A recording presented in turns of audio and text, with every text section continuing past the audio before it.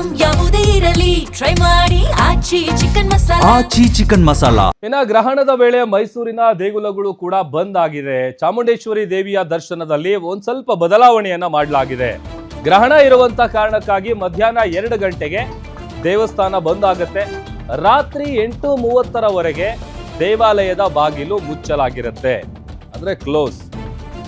2 ಗಂಟೆಗೆ ಬಂದ್ ಆದ್ರೆ ರಾತ್ರಿ 8:30ವರೆಗೂ ಕೂಡ ಓಪನ್ ಆಗಲ್ಲ. ಗ್ರಹಣದ ಸ್ಪರ್ಶಕಾಲ, ಮಧ್ಯಕಾಲ ಮತ್ತು ಮೋಕ್ಷ ಕಾಲದಲ್ಲಿ ವಿಶೇಷವಾದಂಥ ಪೂಜೆ ಸಲ್ಲಿಸಲಾಗುತ್ತೆ. ವಿಶೇಷ ಪೂಜೆಯ ವೇಳೆ ಸಾರ್ವಜನಿಕ ಪ್ರವೇಶವನ್ನ ನಿಷೇಧಿಸಲಾಗಿದೆ. ನಾಳೆ ಬೆಳಿಗ್ಗೆ 7:30ರಿಂದ ಎಂದಿನಂತೆ ದೇವಸ್ಥಾನ ಓಪನ್ ಆಗುತ್ತೆ. ಭಕ್ತರಿಗೆ ದರ್ಶನ ಮಾಡ್ಕೊಳ್ಳೋದಕ್ಕೆ ಅವಕಾಶ ಇರುತ್ತೆ. ವಿಶೇಷವಾದಂಥ ಪೂಜೆಯನ್ನು ನಡೆಸ್ತಾರೆ. ಆ ಸಂದರ್ಭದಲ್ಲಿ ಸಾರ್ವಜನಿಕರಿಗೆ ಪ್ರವೇಶ ಇರೋದಿಲ್ಲ. ನಾಳೆ ಬೆಳಿಗ್ಗೆ 7:30ಕ್ಕೆ ಎಂದಿನಂತೆ ದೇವಸ್ಥಾನ ಓಪನ್ ಆಗುತ್ತೆ. ಇನ್ನು ಚಾಮುಂಡಿ ಬೆಟ್ಟದಿಂದ ನಮ್ಮ ರಿಪೋರ್ಟರ್ ಸುರೇಶ್ ಒಂದು ಪ್ರತ್ಯಕ್ಷ ವರದಿಯನ್ನು ಕೊಟ್ಟಿದ್ದಾರೆ, ಬನ್ನಿ ನೋಡೋಣ.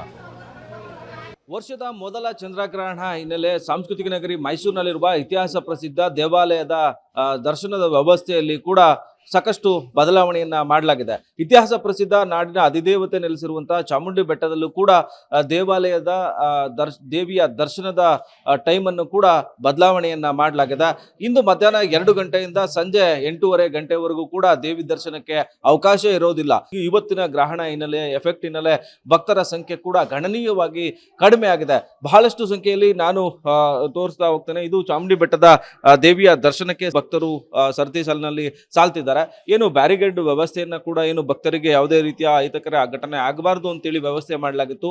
ಇಷ್ಟು ದಿನಗಳ ಕಾಲ ತುಂಬಿ ತುಳುಕ್ತಾ ಇದ್ದಂತಹ ದೇವಿಯ ದರ್ಶನದ ಏನು ಸರತಿ ಸಾಲುಗಳಲ್ಲೂ ಈಗ ಖಾಲಿಯಾಗಿರುವಂಥದ್ದು.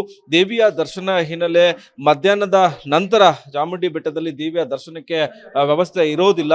ಹೀಗಾಗಿ ಬರುವಂತಹ ಭಕ್ತರು ಈಗ ಬೆಳಗ್ಗೆ 7 ಗಂಟೆಯಿಂದ ಮಧ್ಯಾಹ್ನ 2 ಗಂಟೆಯವರೆಗೂ ಕೂಡ ದರ್ಶನಕ್ಕೆ ವ್ಯವಸ್ಥೆಯನ್ನು ಕೂಡ ಕಲ್ಪಿಸಲಾಗಿದೆ. ಹೀಗಾಗಿ ದೇವಿಯ ದರ್ಶನಕ್ಕೆ ಬರುವಂತಹ ಭಕ್ತರ ಸಂಖ್ಯೆಯಲ್ಲಿ ಗಣನೀಯವಾಗಿ ಕಡಿಮೆ ಆಗಿದೆ.